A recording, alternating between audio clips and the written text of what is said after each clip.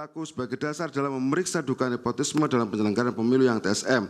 Bahwa kemudian Undang-Undang Pemilu dan Perbawaslu telah pula mengatur lembaga yang berwenang memeriksa pelanggaran administratif pemilu TSM yang di dalamnya sebagaimana diinginkan oleh pemohon masuk klausul nepotisme adalah Bawaslu, bukan Mahkamah Konstitusi. Bahwa oleh karena itu telah terang benderang pemohon yang memilih memasukkan permohonan dugaan pelanggaran administratif pemilu TSM kepada Mahkamah Konstitusi daripada kepada Bawaslu, padahal masih ada waktu itu 14 hari, adalah benar-benar salah alamat dan patutlah untuk ditolak atau setidak-tidaknya dinyatakan tidak dapat diterima. Bahwa dalil pemohon yang menyebut instrumen penegakan hukum yang saat ini tidak efektif dengan turunannya menuduh termohon tidak independen atau berpihak kepada salah satu pasangan calon dalam melaksanakan Pilpres 2024, juga tuduhan terhadap DKPP yang melindungi termohon dengan tidak mengindahkan putusannya dan Bawaslu yang tidak efektif dalam menyelesaikan pelanggaran adalah dalil yang emosional, tendensius, dan cenderung tidak rasional. Bahwa terhadap dalil pemohon yang menyatakan langkah DKPP untuk melindungi Hasyim Asyari, kami menghitung yang mulia, nama Hasyim Asyari disebut sekitar 33 kali yang mulia. Luar biasa sekali. Selaku Ketua KPU, menurut termohon hal itu tidak benar. Faktanya, jika diperbandingkan dengan KPU periode sebelumnya, pelanggaran terhadap Ketua KPU lebih banyak pada periode yang lalu. Berikut rekapitulasi sanksi putusan DKPP antara KPU periode 2022 sampai 2027 dengan KPU periode 2017 sampai 2022. Arif Budiman, jumlah pengaduan 45, rehabilitasinya nanti dibaca sendiri, mohon maaf para pihak. Intinya adalah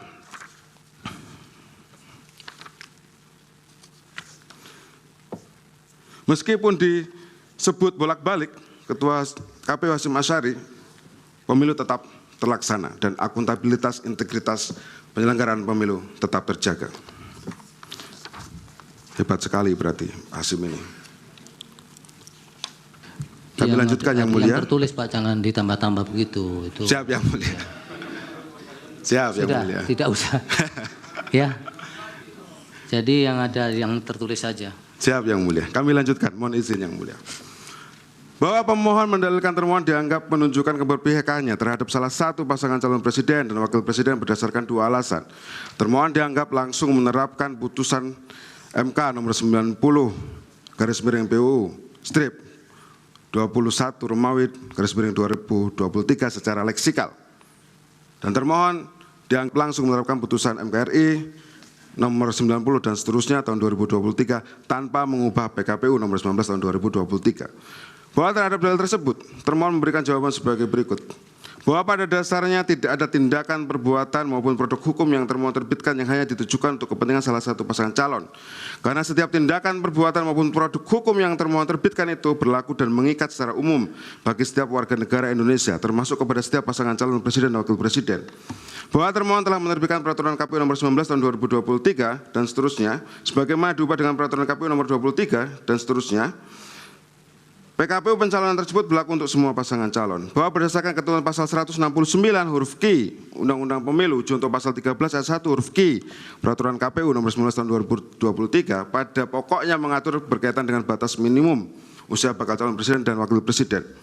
Bahwa ketentuan pasal 169 huruf Q Undang-Undang Pemilu diajukan judicial review kepada Mahkamah Konstitusi di mana Mahkamah Konstitusi melalui putusan Mahkamah Konstitusi nomor 90 dan seterusnya tanggal 16 Oktober dalam pokok amar putusannya memutuskan hal sebagai berikut dianggap dibacakan yang mulia.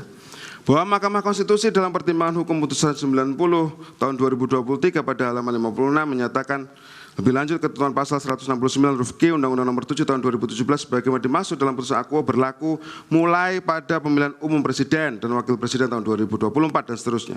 Bahwa berdasarkan uraian di atas, maka ketentuan norma mengenai batas minimum usia bakal calon presiden dan wakil presiden pada pemilu tahun 2024 dan seterusnya adalah berusia paling rendah 40 tahun atau pernah sedang menduduki jabatan yang dipilih melalui pemilihan umum termasuk pemilihan kepala daerah.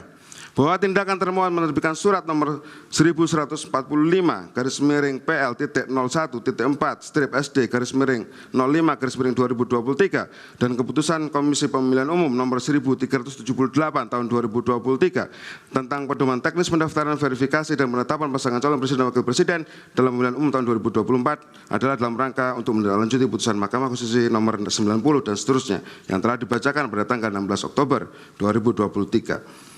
Bahwa tindakan termohon yang dianggap pemohon langsung menerapkan putusan MK nomor 90 tahun 2023 yang telah dibacakan pada tanggal 16 Oktober 2020 ini dikarenakan berdasarkan ketentuan pasal 24C ayat 1 Undang-Undang Dasar 1945, junto penjelasan pasal 10 ayat 1 huruf A dan pasal 47 Undang-Undang MK sebagaimana telah diubah beberapa kali terakhir dengan Undang-Undang nomor 7 tahun 2020 tentang kekuasaan dan pasal 29 ayat 1 Undang-Undang nomor 48 tahun 2009 tentang kekuasaan kehakiman serta pasal 77 Peraturan MK nomor 2 tahun 2021 tentang tata beracara dan perkara pengujian undang-undang pada pokoknya mengatur bahwa putusan Mahkamah Konstitusi bersifat final, yakni putusan Mahkamah Konstitusi langsung memperoleh kekuatan hukum tetap sejak diucapkan dan tidak ada upaya hukum yang dapat ditempuh.